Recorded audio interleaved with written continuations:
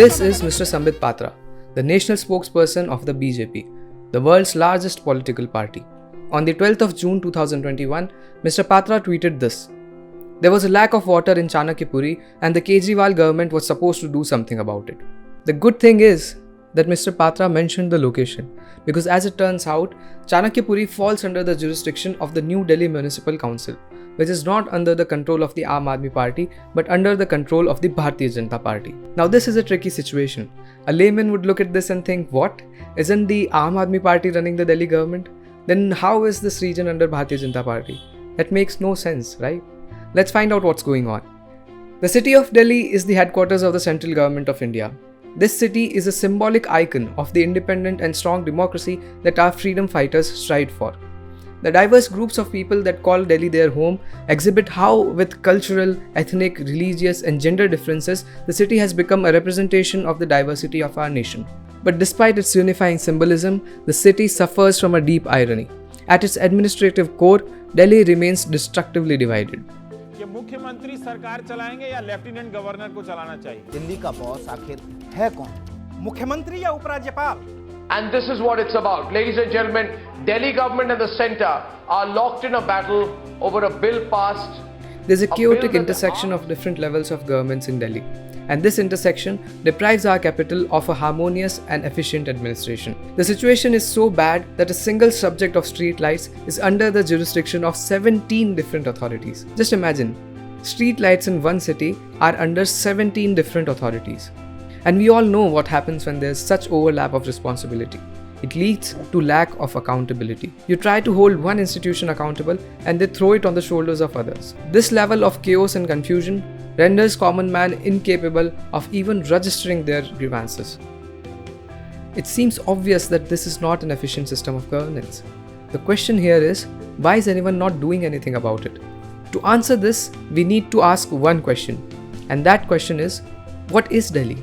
Is it a union territory, or is it a state, or is it neither of those? To understand the character of Delhi's administration, we need to take a look at its historical development. Delhi has been the historical capital of empires that ruled most of India. In the modern era, it was declared the capital of British India in 1911. Later, through the Governments of India Acts of 1919 and 1935, Delhi was classified as a Chief Commissioner's province. This was the modern-day equivalent of a union territory.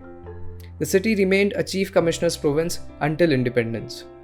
And a month before India achieved independence, Sita Ramaiah Committee was set up to decide on the fate of Delhi.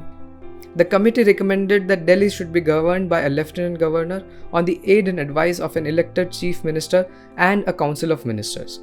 Although this recommendation was the seed behind the current system of government in Delhi, it was not implemented at that time. The drafting committee of our Constituent Assembly was against any elected body in Delhi, and they decided that Delhi would be retained under central control. When this was decided, a strong opposition was raised against this lack of elected body. And under pressure of this opposition, the parliament had to bring forth the Government of Part C States Act of 1951.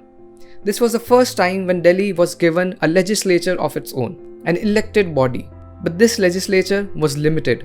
The powers to make laws on the subjects of policing, public order, municipal corporations, and lands were left with the central authorities. The overlap in central and regional administrations became so chaotic that despite being from the same political party, differences emerged between the CM of Delhi, Chaudhry Brahma Prakash, and the then Home Minister, Govind Vallabh Pant. They were both from the Congress party, but the administrative differences brought them face to face with each other. Later on the recommendation of the States Reorganization Commission, the States Reorganization Act of 1956 was passed.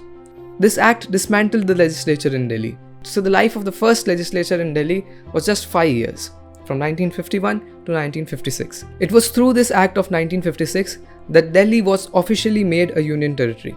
And like every other union territory, the president nominated an administrator, a lieutenant governor, who would hold the actual legislative and executive powers in Delhi from now on. Again, this was considered an undemocratic move and led to a sharp criticism of the government. So much so that the very next year, the government had to install an elected municipal body. This was done with the Delhi Municipal Corporation Act of 1957. But the citizens of Delhi were still dissatisfied with their situation. and later the government had to pass the Delhi Administration Act in the year 1966. It was this act that set up the Metropolitan Council comprising of 56 elected members, 5 nominated members and an executive council with 4 members appointed by the president. But there was a catch. This elected Metropolitan Council again could not take legislative action. It could not make laws. All it could do was to make recommendations to the administrator. So the real power was still vested in the administrator, and all those votes that the people cast were ultimately reduced to mere recommendations for the administrator to skimp over. But by this time, the demand for statehood for Delhi was taking shape. It was under the leadership of Madan Lal Khurana, a representative of the BJP in Delhi, that the demand for statehood gained huge traction. Under pressure, the central government had to set up the Balakrishnan Committee in 1987. The committee recommended that while the central government should have significant control over the governance in the national capital, the people in the city also needed a representative body. The committee made a strong recommendation for rebuilding a legislature in Delhi. So in 1956, through the States Reorganization Act, the legislature was taken away from Delhi, and in 1987, the Balakrishnan Committee was set up, which again recommended rebuilding the legislature. The Congress government at the centre was under huge pressure from the BJP and the Janata Dal. After recommendations of the Balakrishnan Committee, Congress passed the 69th Amendment Act in the Parliament. Article 239AA and 239AB were added to the Indian Constitution to implement this change. The Parliament also enacted the Government of National Capital Territory of Delhi Act, which came into force in early 1992. With this, the administration in Delhi as we know it today came into existence. A lieutenant governor at the helm and an elected legislature with the cabinet and chief minister to aid and advise the lieutenant governor. This is the system in operation today. Now that we have discussed the historical development of Delhi's governance, the point is clear that this discussion of history was more focused on the debate of whether Delhi should get the status of a state or not. So before I move on to the actual issue, let's clear up this statehood question. The demand for full statehood of Delhi is not a new one. As we have seen, it has been brewing up since before we got independence. But now, let's take a look at this demand in terms of electoral politics. The truth of this issue is that whenever a political party is in opposition, it valiantly asks for statehood and makes promises about it. But as soon as they come to power, the central bias becomes more prominent, and the issue of full statehood for Delhi slides to the side. With the election of the Aam Aadmi Party in 2015, the demand for full statehood in Delhi gained momentum once again. But even the Aam Aadmi Party soon realized that this demand is not a reasonable one. The case with the Bharatiya Janata Party is the same as well. When they were in the opposition, they were one of the most vocal supporters of the statehood prospect. Madan Lal Khurana in 1993 brought Delhi under BJP control for the first time. His entire election campaign revolved around the statehood demand. So much so that he was given the title Dilli Ka Sher. From that day in 1993 to the 2013 Delhi election, statehood remained the prime issue for BJP. They went so far as to create a statehood for Delhi bill and made it their prime issue in the 2013 manifesto. But here comes the hypocrisy. As soon as the BJP came to power in the centre in 2014, the very next year in the 2015 Delhi elections, they completely removed the issue of statehood from their election campaign. Consider this, it was the primary issue in 2013, they came to power in Lok Sabha in 2014, and in the very next year in 2015, statehood ceases to be an electoral topic. But let me be clear here, I am not calling out the BJP for hypocrisy. This is because the reality is that statehood is not a viable option. It has never been a viable option. Capital cities globally are placed in a very unique administrative location. They are situated right between the central and the local administration. And this administrative diarchy is not unique to Delhi only. Internationally, all the major world capitals are governed by a structure marked with division of power between the central and the local governance systems. But nowhere in the world has a capital been declared a state of its own. And this is for very good reasons. The question everywhere in the world has always been of autonomy and never of statehood. And there are certain characteristics that are unique only to the capitals which need to be considered while deciding whether to give such capitals autonomy or to keep them under central control. The most obvious of these is the fact that a capital is representative of the entire nation. It is the territory that physically hosts the national government. All the major institutions, the parliament, the judiciary, the foreign embassies and consulates, and all those reside in the territory of the capital. It seems pretty obvious that the institutions of the central government cannot be made tenants of a particular state.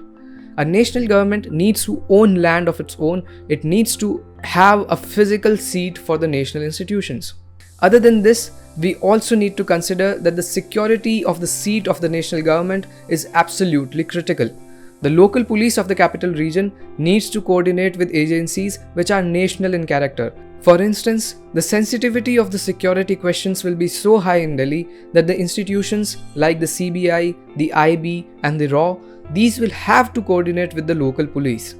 This leaves no scope for the subject of policing to be left in the state control. Same applies to the questions of communication, land and even electric power in some cases.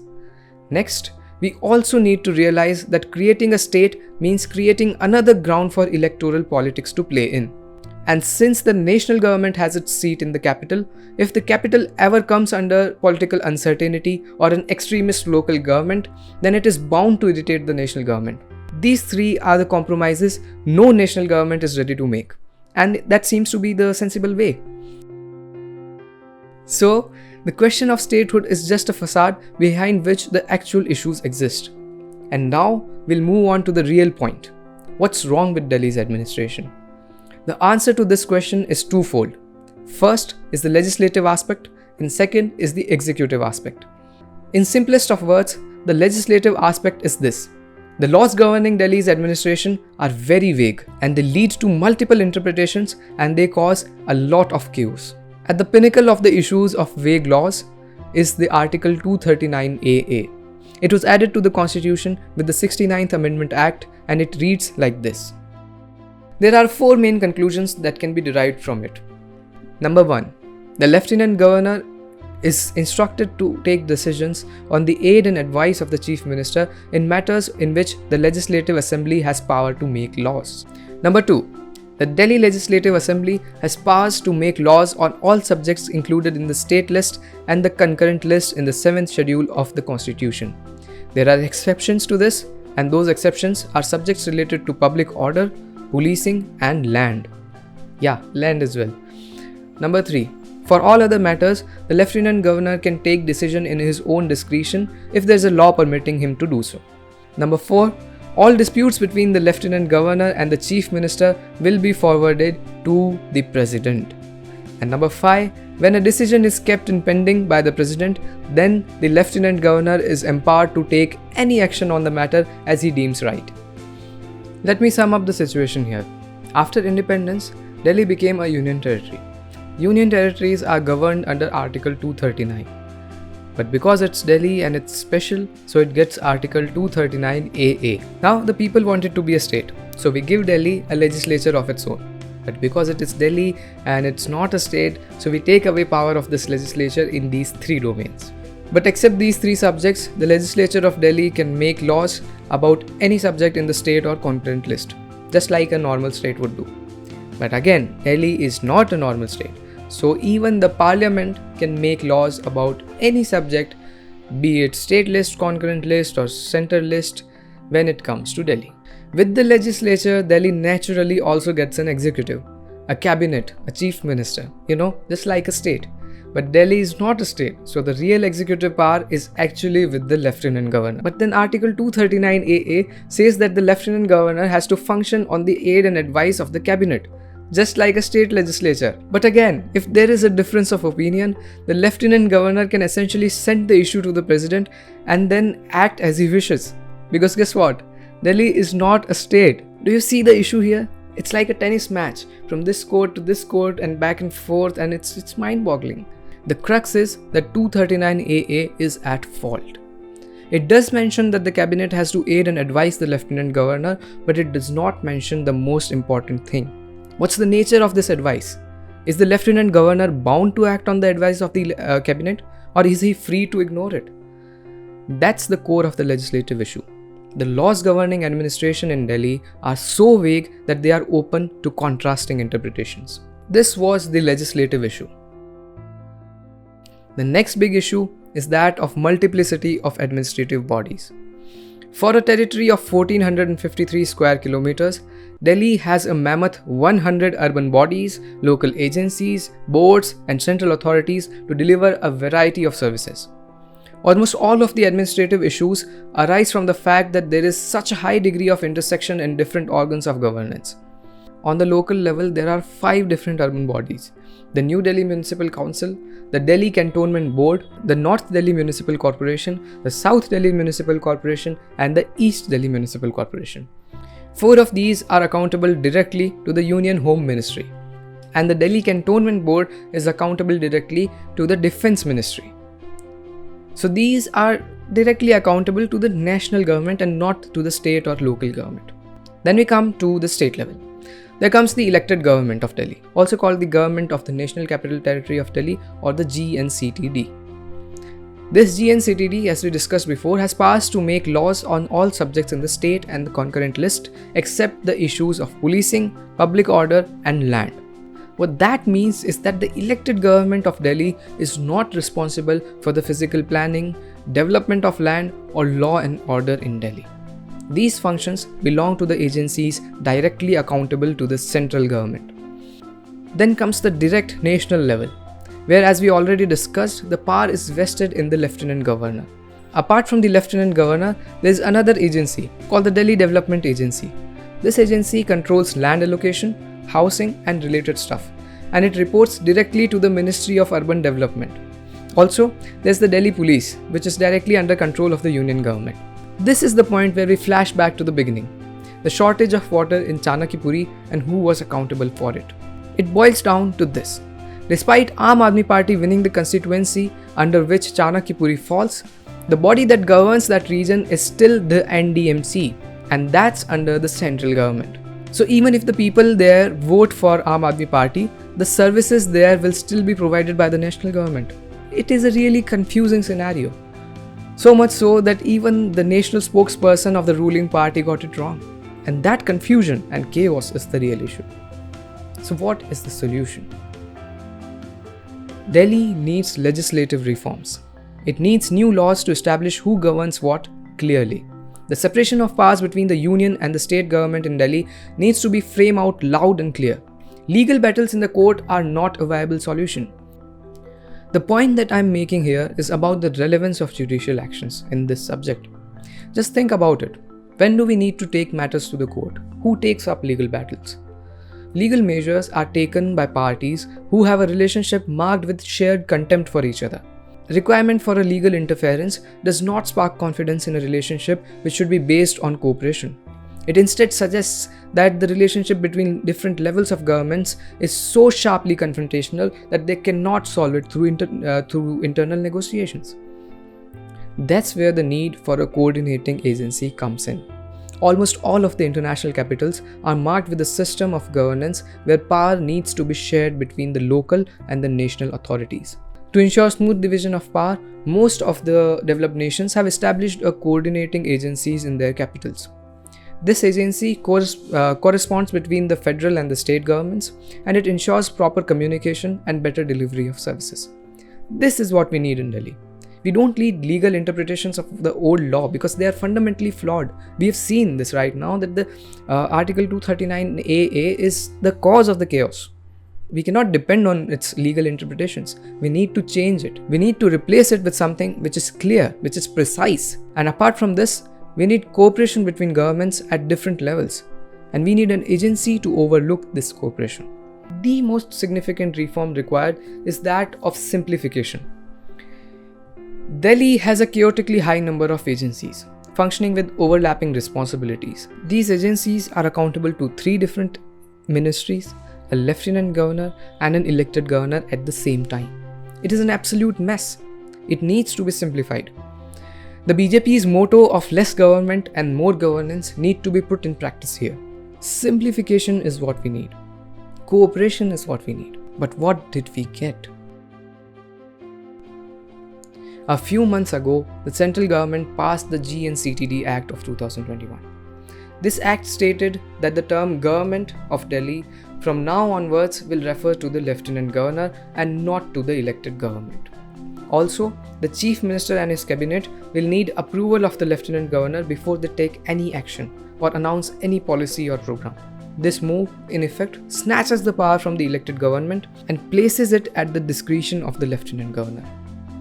So my concluding remarks will be these. Even before independence, when the Sita Ramaiah Committee was set up to look into the matter of administration of the national capital, it concluded that the province that contains the metropolis of India should not be deprived of the right to self-government enjoyed by the rest of their countrymen living in the smallest of villages. Self-government, that's the key word here. The right to have a government representative of the will of the people. That is a foundational part of the basic structure of our constitution. As a nation that takes pride in calling ourselves the largest democracy in the world, it is a disgrace that our latest legislature, the GNCTD Act of 2021, essentially dilutes, if not erases, the democratic voice of the entire 20 million people of Delhi. The city of Delhi has a population larger than all the remaining 7 union territories put together. It's larger than 10 other states. It is larger than the populations of the state of Uttarakhand and Himachal Pradesh put together. And denying a real government to the people of Delhi is equivalent of stripping all of its people of their democratic rights.